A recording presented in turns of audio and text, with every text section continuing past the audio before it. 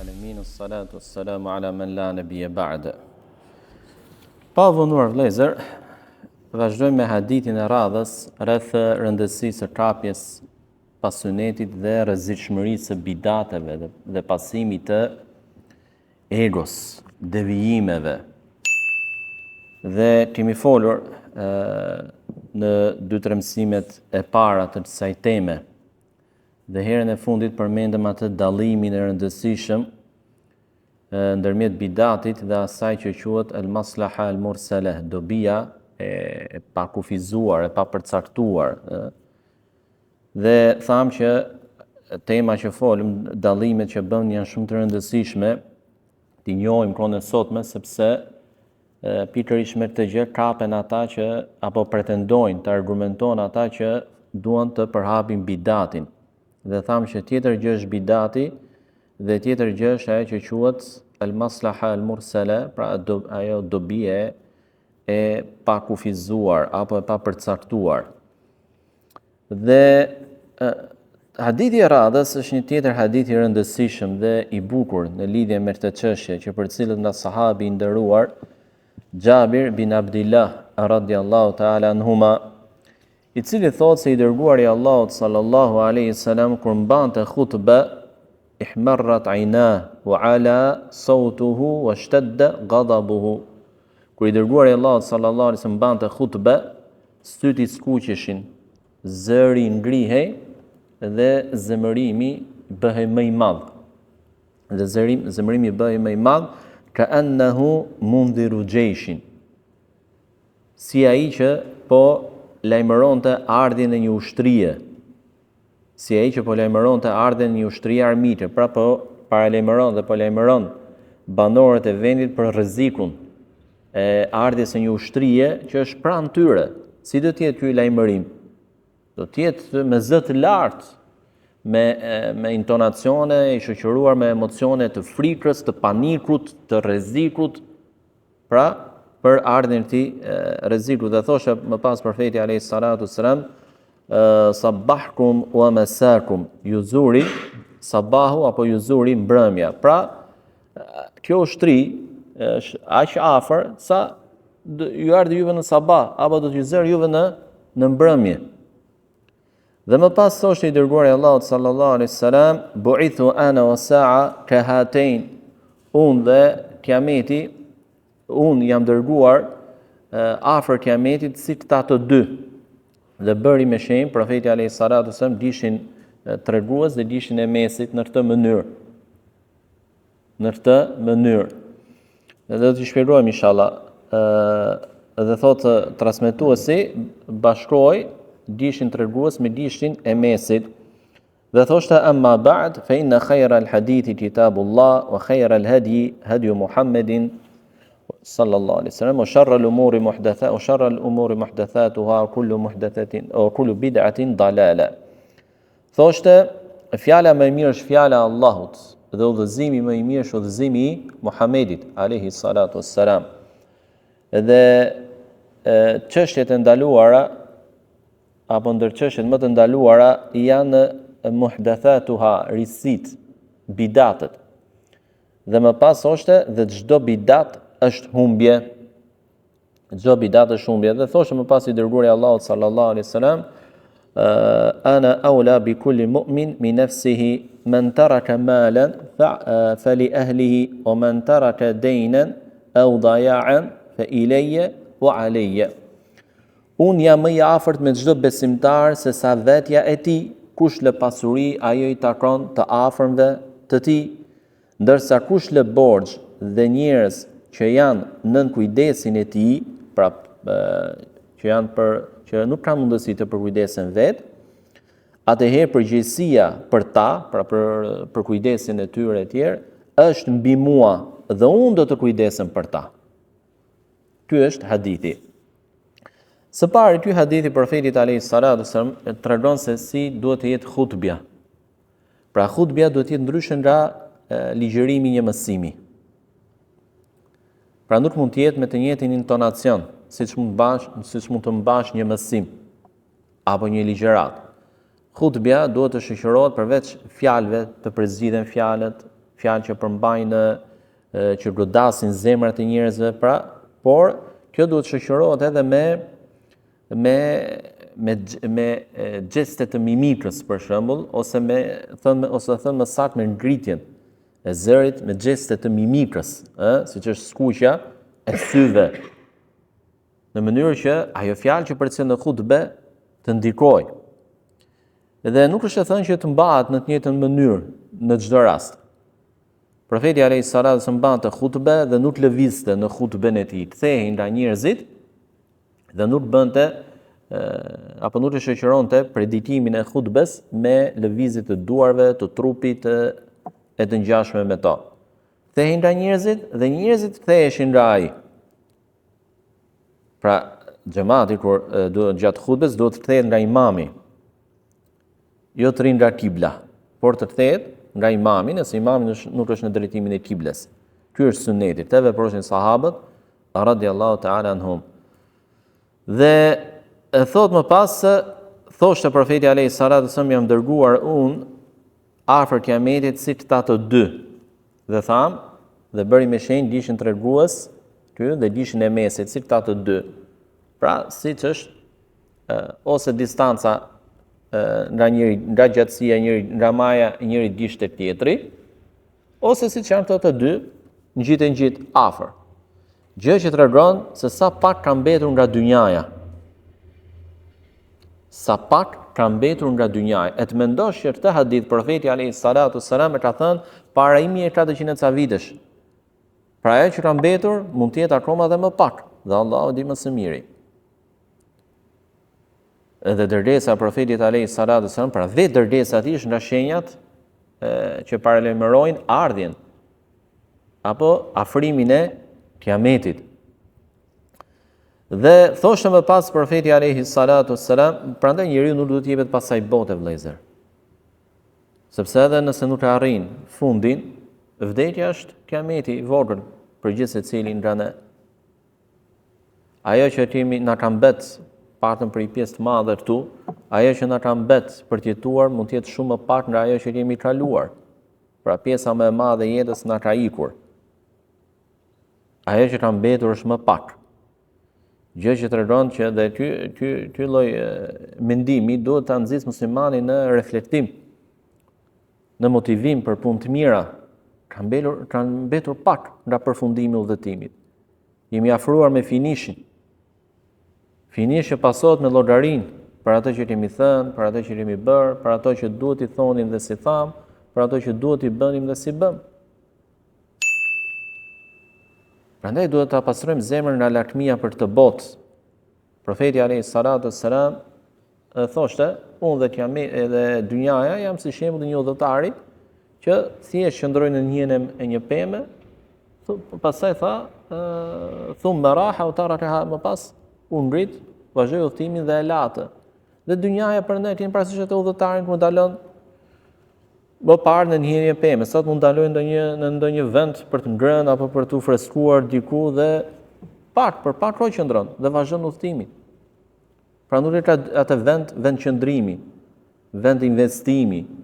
Kështu është dhe dynjaja. Ne mund të investojmë këtë botë, mund të punojmë për të arritur nga gjërat e lejuara nga Allahu subhanahu wa taala, ato që janë të dobishme për ne, por jo dynjaja ty në zemrat tona. Jo të zemrat tona të jenë lakmi për këtë botë, do ta lesh. Kunu min abna'i dunya wa la takunu min abna'i al-akhirah, bëuni nga bit e ahiretit dhe jo nga bit e dynjas. Dhe kjo botë që është e përkohshme, është jetëgjatësia e saj shumë, ose ajo pjesë që ti jeton atë është shumë herë më pak nga ato vite që numërojmë për jetën tënde. Jo disa vite sëmundje, halle, shqetësime, lodhje, gjumë. Çfarë mbeti nga vite që i kaluar i lumtur, i shëndetshëm, zgjuar e tjerë? Pak. Prandaj mos na mashtroj kjo botë. Jo vetëm mos mashtroj atë që ka mirësi dhe begati, por edhe atë që është në shëndet. Edhe atë që është jo vetëm atë që është në mirëqenie, por edhe atë që është në shëndet dhe mund të jetë i varfër. Ai shëndet që Allah subhanahu wa taala ka dhënë të mos të mendoj ty se Ka për ty, do të jetosh gjatë. Sa njerëz shëndetshëm kanë vdekur para të sëmurëve? Shumë. Sa të rinj kanë vdekur para të moshuarve? Shumë. Prandaj të jemi gjithmonë në vigjilencë dhe gjithmonë në të përgatitur për atë moment që kur vjen nuk kemë afat apo shans të dytë për t'ju rikthyer Allahut me pendime me punë të mira, apo për t'ju larguar gjunafeve. Dhe thoshë më pas profeti alayhi salatu wassalam, fjala më e mirë është fjala e Allahut dhe nuk ka dyshim që Kur'ani është fjala më e mirë. Kush foli me Kur'anin tha të vërtetën. Kush gjykoi me të gjykoi drejt. Kush ftoi në të ftoi në udhëzimin më të mirë.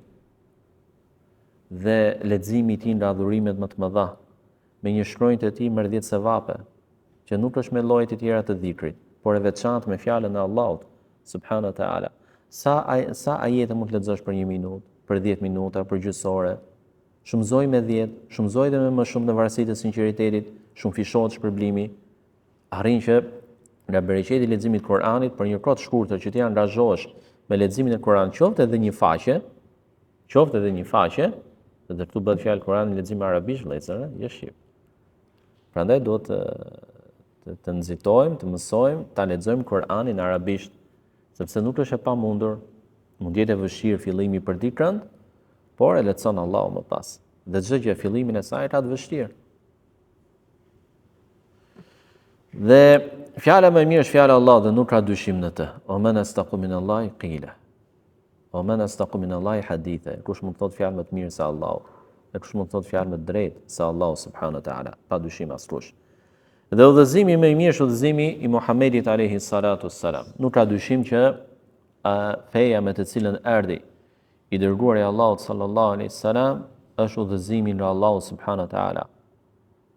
Dhe kjo pjesë e këtij hadithi çfarë nënkupton? Nënkupton diçka shumë të rëndësishme. Përderisa ne themi dhe besojmë bindshëm se udhëzimi më i mirë, pra udhëzimi më i mirë i vetëm, nuk ka disa udhëzime të mira, por ky është më i mirë. Jo, nuk është ky kuptimi. Kuptimi është udhëzimi më i mirë i vetëm. Është udhëzimi i Muhamedit alayhi salatu wasallam.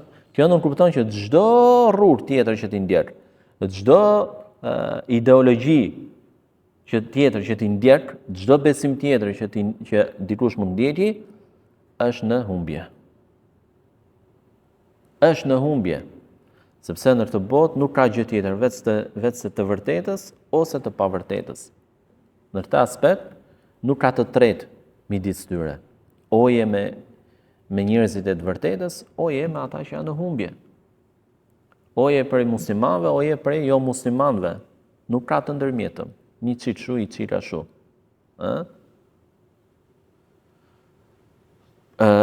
Prandaj, udhëzimi më i mirë është udhëzimi i Muhamedit alayhi salatu wassalam, nënkupton që çdo ideologji, çdo besim tjetër që ndiqet është humbje. Siç pretendojnë disa që ndjekin tarikate. Thonë Bertashin, jemi Bertashin musliman ose musliman Bertashin. Nuk ka edhe musliman edhe Bertashi. Nuk mund të jesh edhe njësues edhe mushrik, i dhujtar. Është pamundur kjo gjë. Apo thonë, këto sekte i përkrasin Islamit. Nuk i përkret as i sekte Islamit. Rruga e drejtë është një. Rruga e drejtë është një. Një udhëzim. Udhëzimi i Muhamedit alayhi salatu wasallam. Kul hadhihi sabili ad'u ila Allah. Kjo është rruga ime në të cilën ftoj për tek Allahu. Ihdina siratal mustaqim. E lexojmë në xherakat, na udhëzon në rrugën e drejtë, në rrugën, jo në rrugët. Në rrugën, pra rruga e drejtë është një. E tjerë, ajetet për të gjë janë shumë. Dhe çështjet, ndër çështjet më të ndaluara në fe janë risit, sepse çdo bidat është humbje, që sa bukur e përkufizoi profeti alayhi salatu wassalam. Tha, çështjet të ndaluara rreptësisht në fe, ndërto para janë edhe bidatet. Gjykimi i parë, bidat është i ndaluar. Nuk ka bidat lejuar. Dhe pastaj tha, o kullu bid'atin dalale. Dhe kjo fjala kullu, min alfadhil umum, nga ato termat më gjithë përfshirës të gjuhës arabe. më gjithëpërfshirës, pra që nënkupton që nuk ka asnjë përjashtim. Kur profeti alayhis salam tha çdo bidat është humbje, nuk ka përjashtim. Asnjë bidat nuk bën përjashtim. Të gjithë bidatet janë humbje. Prandaj është gabim fjala atyre që thonë ka në fe bidat hasan dhe bidat të keq, bidat mirë dhe bidat të keq. Ja. Kullu bid'atin dalale, tha profeti alayhis salatu wassalam. Çdo bidat është humbje dhe nuk bëri dallim. Ky është bidat hasan i mirë, ky është bidat i keq. Ja. Por çdo bidat tha. Çdo bidat. Prandaj është e pasaktë. Kjo fjalë që mund të qarkulloj. Dhe tha më pas profeti alayhi salatu wassalam në hadithin e tij tha unë jam më i afërt me çdo besimtar se vetja e tij.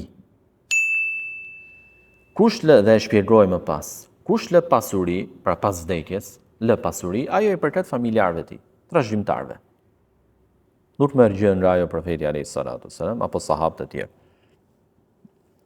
Ndërsa kush lë borxh, ishte i pamundur për të larë borxhin, dhe njerëz që i kanë në përkujdesjen e tij, bashortja, fëmijët, apo mund të jetë vëllezër, motra të vegjël që kanë nevojë për përkujdesje, dhe ky vdiq, që ishte ai i cili shpenzonte për ta për veshmbatin, ushqimin, edukimin e tyre të tjerë, nuk kanë më ata, thot profeti alayhis salatu wassalam, atëherë përgjegjësia për ta është mbi mua dhe unë kujdesem për ta. Pra shihni madhështinë e profetit alayhis salatu wassalam në atë zemërgjersinë e tij, në atë mirësinë e tij. Ne dim vëllezër që kur profetit alayhis salatu wassalam i sillni një xhenaze dhe pyeste a ka lënë borxhe, nëse i thoshin po, thoshte sallu ala sahibikum, faleni ju xhenazën e tij. Dhe largoi vetë profeti alayhis salatu wassalam. Kjo si për t'i dhënë një paralajmërim dhe apo një frikës, një mesazh kritik atyre të cilëve neglizhojnë në shlyerjen e borxheve. Që është e rëndë, sepse është haku i tjetrit. Por në këtë hadith profeti alayhis salatu wasallam tregohet që thotë ja lajun borxhin. Dhe thon dietarët se në fillim profeti alayhis salatu wasallam nuk ua falte namazin atyre që linin borxhe. Por më pas, kur u zgjeruan territoret islame dhe bashkë me zgjerimin e tyre u mbush edhe arka e shtetit, atëherë profeti alayhis salatu wasallam mori përsipër shlyerjen e borxheve të tyre. Dhe pasuria që fitoi nga luftrat, një pjesë e saj kalonte te profeti alayhis salatu wasallam, atëherë dërguari Allahu sallallahu alaihi wasallam, njeriu më bujar, dhuronte prej saj. E ndër mënyrat e dhurimit ishte edhe shlyerja e borxheve të njerëzve që vdisnin. Prandaj Alesa ka qenë në fillim, thon dietarët. Më pas e mori përsipër vetë profeti alayhis salatu wassalam shlyerjen e borxheve kur u shtua mirëqenia tek muslimanët. Dhe këtë që profeti alayhis salatu wassalam e bënte në rolin e udhëheqësit. Prandaj lind pyetja, a ligjësohet diçka e tillë edhe për udhëheqësit e tjerë të muslimanëve pas profetit alayhis salatu wassalam, deri në ditët tona apo deri në kiamet? E saktë është që jo, nuk është detyrë për ta kjo gjë. Nuk është detyrë për ta kjo gjë. Dhe tjetër çështja është, a ishte detyrim kjo gjë mbi profetin alayhis salatu wassalam apo e bënte ai nga mirësia e tij? E saktë është që ishte detyrë, sepse profeti alayhis salatu wassalam tha aleje, përgjegjësi mbi mua, e kam detyrë unë këtë gjë. Dhe kjo, siç e tham, ishte e veçantë në fjalën më të saktë të dietarëve për profetin alayhis salatu wassalam dhe nuk mund të pretendojmë që e kanë detyrë edhe udhëheqësit e tjerë pas profetit alayhis salatu wassalam, por ishte detyrë për të dërguarin e Allahut sallallahu alaihi wasallam në gjendjen që u shtua pasuria e muslimanëve për shkak të zgjerimit të territoreve, plaçkës së luftës që fitoi më shumë e tjerë. Pra ky është hadithi për sot. Dhe ka dhe një diçka këtu që e sjell Sheikh Albani, Allahu më shëroft, tek fusnotat.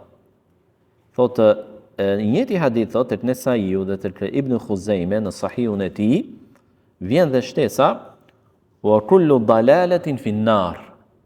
Pra thot profeti alayhis salatu wasallam, "O sharrul umuri muhdathatuha wa kullu bid'atin dalala wa kullu dalalatin fi an-nar." Pra çështjet e reja janë të ndaluara rreptësisht në fe, dhe çdo bidat është humbje dhe çdo humbje të çon në zjarr. Pra asnjëherë bidati nuk të afron tek Allahu. Asnjëherë nuk shpërblehesh për bidatin. Asnjëherë nuk ka, sado i bukur të jetë, mund të duket ai bidat.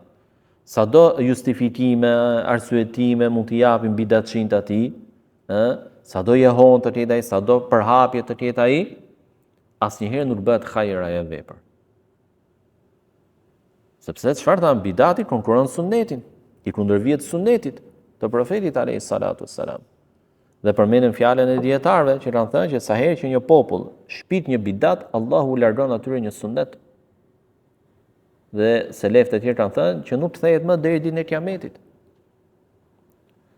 Prandaj bidati është kundërshtar i sunnetit, është armik i sunnetit. Dhe nuk është kur fe, sado që t'jam veshin fes. Sado që të pretendojnë t'jam veshin fes, nuk mund të jetë kur fe. Dhe përfundimi i bidatit cili është? Në zjarr. Gjë që tregon se vepra është e refuzuar, e papranuar, e pashpërblyer, por e ndëshkuar. Elusim Allahun Azza wa Jall, na japi neve përqendrim në fenë e tij, na ruaj neve nga bidatet dhe çdo devijim tjetër. Wa subhanakallahumma bihamdik, ashhadu an la ilaha illa anta astaghfiruka wa atubu ilayk.